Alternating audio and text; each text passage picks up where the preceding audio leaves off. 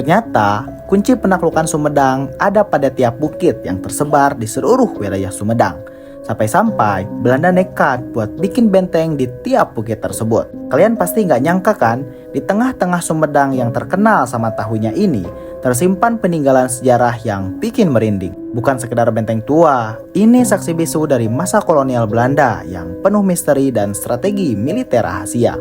Benteng Pasir Kolecer diperkirakan dibangun sekitar awal abad ke-20, sama kayak benteng-benteng lain di Sumedang. Karena Belanda punya ambisi buat bisa mengontrol wilayah Sumedang sepenuhnya. Strateginya canggih bro, letaknya di ketinggian, bisa mantau pergerakan dari segala arah. Paling cocok buat pos pengawasan sekaligus tempat persembunyian. Nama Kolecer diambil dari nama mainan tradisional Sunda yang bentuknya kayak baling-baling. Fun fact-nya nih guys, Belanda ngebangun benteng ini tuh pakai tenaga warga lokal. Dan yap, pekerjanya dibayar sama Belanda. Dan bahan yang digunain pun dibeli Belanda dari warga lokal. Gak ada yang namanya kerja paksa buat bangun benteng ini. Tapi akses jalan ke benteng ini tuh bikin capek walau naik motor. Jalannya itu loh yang nanjak dan rusak parah.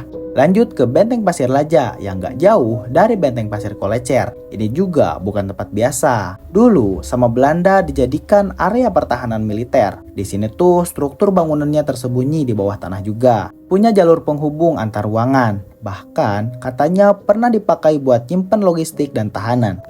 Tapi kalian tahu kenapa disebut Pasir Laja? Karena pasir dalam bahasa Sunda artinya tuh bukit. Dan benteng ini emang dibangun di atas bukit. Posisinya strategis. Dari sini, Belanda bisa mantau pergerakan dari Bandung sampai Cirebon. Yang bikin gue penasaran, beberapa warga tuh bilang ada lorong rahasia yang nyambung antar benteng. Masih misteri sih, tapi Balai Pelestarian Kebudayaan sempat neliti dan bilang kemungkinan itu benar. Sekarang, kedua benteng ini udah jadi wisata sejarah tersembunyi. Tapi ingat ya, bukan buat iseng-iseng horor. Ini warisan sejarah yang harus kita jaga. Biar generasi setelah kita gak cuma tahu Sumedang dari tahunya doang. Jadi next time ke Sumedang jangan cuma cari kuliner.